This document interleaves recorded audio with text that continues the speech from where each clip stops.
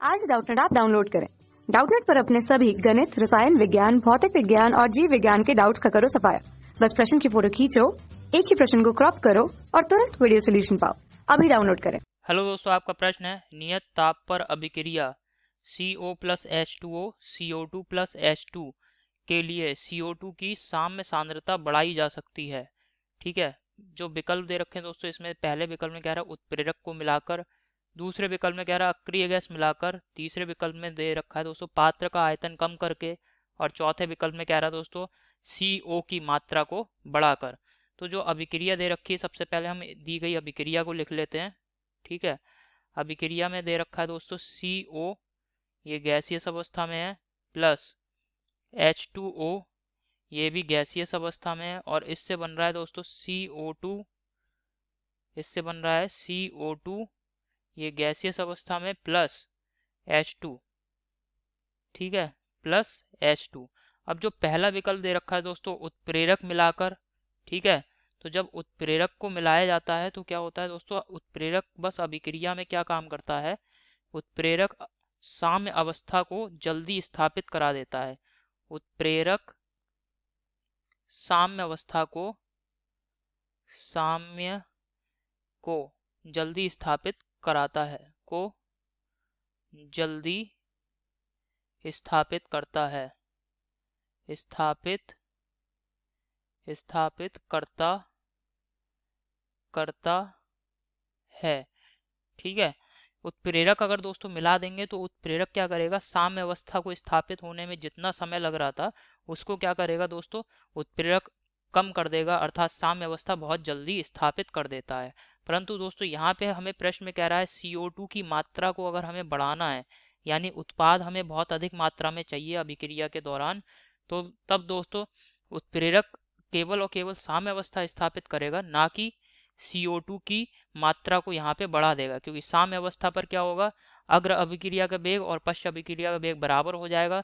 तो दोस्तों CO2 और H2O जैसे जैसे ही बनेंगे जितने अधिक मात्रा में, ये तुरंत ही प्रतीप अभिक्रिया की सहायता से CO और H2O में बदल जाएंगे। तो दोस्तों यहाँ पे CO2 की मात्रा जो है साम्य अवस्था पर हम कह सकते हैं कि निश्चित हो जाएगी, या फिर CO2 की मात्रा में कोई भी बढ़ोतरी नहीं होगी उत्प्रेरक को मिलाने पर।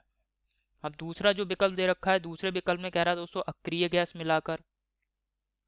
तो दोस्तों जो भी पात्र है, जिस पात्र में भी अभिक्रिया हो रही है, ठीक है, अगर हम उसमें अलग से अक्रिय गैस मिला दें, जैसे ये है पात्र, ठीक है, अब इसमें जो अभिकारक हैं, अभिकारक और उत्पाद इस तरीके से हैं, ठीक है, अभिकारक हैं ये, अभिकारक के अणु, अब इसमें क्या करा मैंने, अक्रिय गैस यहाँ पे मिला दी। तो अक्रिय गैस क्या करेगी दोस्तों, अभिक्रिया में तो भाग नहीं लेगी, परंतु अक्रिय गैस मिलाने से क्या होगा, क्योंकि यहाँ पे गैसों की मात्रा बढ़ गई अक्रिय गैस मिलाने से, तो गैस यहाँ पे बर्तन में क्या होगा, दाब बढ़ जाएगा। ठीक है, तो जब भी अक्रिय गैस मिलाते हैं तो क्या होगा, दाब बढ़ जाता है, दाब बढ़ता है। तो दोस्तों जब दाब बढ़ जाता है तब क्या होगा, यहाँ पे दाब बढ़ जाएगा। अब चूंकि हम यहाँ पे देखें उत्पाद के मोलों की संख्या और अभिकारकों के मोलों की संख्या, तो उत्पाद के मोलों की संख्या को मैं NP से निरूपित कर रहा हूँ। उत्पाद में आप देख रहे हैं गैसियस मोलों की संख्या, 1 मोल CO2 बन रहा है, 1 मोल H2 बन रहा है, तो 2 मोल हो गए। ठीक है, और अभिकारकों में अगर आप देखें तो इसको मैं NR से दिखा रहा हूँ अभिकारकों के मोलों की संख्या को, तो यहाँ पे CO का 1 मोल बन रहा है और H2O का 1 मोल बन रहा है। तो जो अभिकारक हैं इसके दोस्तों 2 मोल बन रहे हैं। क्योंकि उत्पाद के मोलों की संख्या और अभिकारक के मोलों की संख्या आप देख रहे हैं बराबर है एक दूसरे के, तो दाब बढ़ाने पर दोस्तों क्या होता है, जब भी दाब बढ़ाया जाता हो तो अभिक्रिया सदैव उस दिशा में अग्रसर होती है या उस दिशा में चलती है जिधर मोलों की संख्या क्या होती है, जिस दिशा में मोलों की संख्या घटती है। मोलों की संख्या, मोलों की संख्या क्या होती है, संख्या घटती है। परंतु दोस्तों आप देख रहे हैं यहाँ पे मोलों की संख्या घटती है। ठीक है, संख्या घटती हो, अभिक्रिया सदैव उस दिशा में होगी। परंतु आप देख रहे हैं यहाँ पे अभिकारक और उत्पाद दोनों के मोलों की संख्या क्या है, बराबर है। तो अभिक्रिया ना तो अग्र दिशा में तेजी से होगी और ना ही विपरीत दिशा में तेजी से होगी।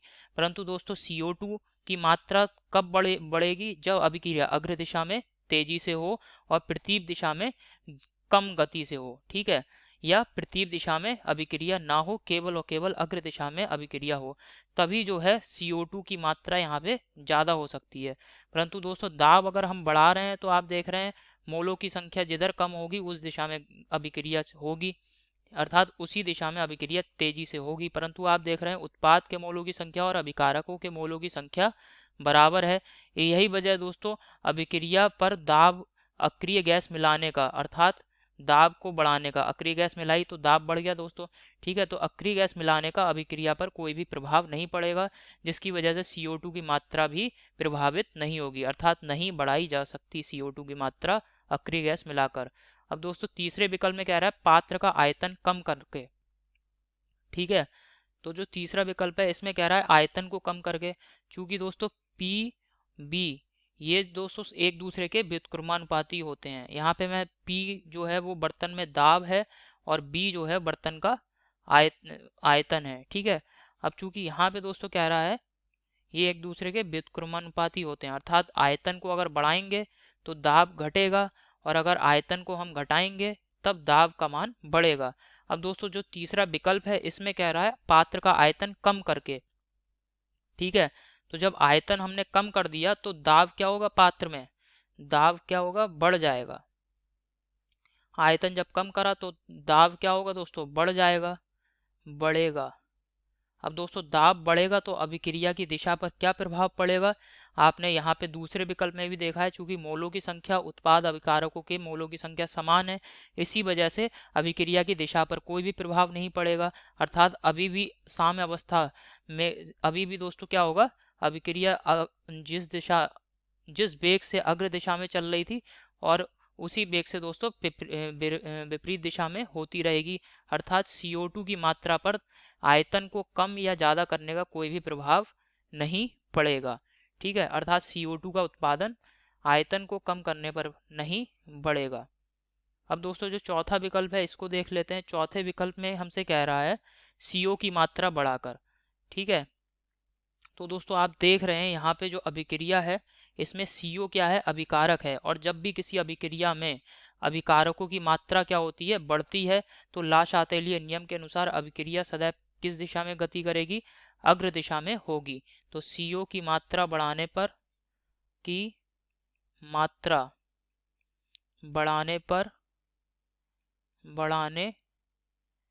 पर अभिक्रिया, ठीक है, अभिक्रिया किस दिशा में दोस्तों गति करेगी, अग्र दिशा में, अभिक्रिया अग्र दिशा में होगी, अग्र दिशा में होगी।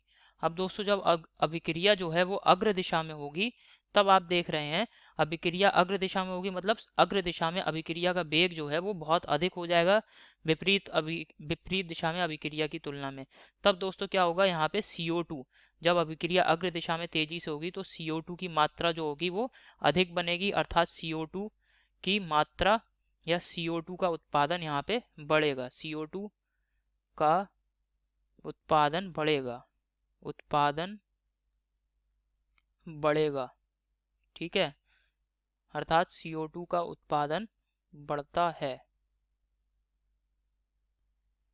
बढ़ेगा, ठीक है। तो दोस्तों दिए गए विकल्पों में जो है चौथा जो विकल्प है ये बिल्कुल सही विकल्प है। तो अब दोस्तों दिए गए विकल्पों को हम देख लेते हैं। पहला विकल्प दे रखा है, इसमें कह रहा है उत्प्रेरक मिलाकर, गलत विकल्प है। दूसरे विकल्प में कह रहा है अक्रिय गैस मिलाकर, ये विकल्प भी दोस्तों गलत है। तीसरे विकल्प में कह रहा है पात्र का आयतन कम करके, यह विकल्प भी गलत है। चौथे विकल्प में कह रहा है दोस्तों CO की मात्रा बढ़ाकर, ये बिल्कुल सही विकल्प है, ठीक है। CO की मात्रा बढ़ाकर हम CO2 की सांद्रता को बढ़ा सकते हैं, या कहें कि CO2 की मात्रा को बढ़ाया जा सकता है। आशा करता हूँ दोस्तों आपको समझ में आया होगा। धन्यवाद। कक्षा 6 से 12वीं से लेकर नीट, IIT, JEE वो एडवांस के लेवल तक 1 करोड़ से ज्यादा छात्रों का भरोसा। आज ही डाउनलोड करें डाउटनेट ऐप या व्हाट्सएप करें अपने सारे डाउट्स 8400 400 400 पर।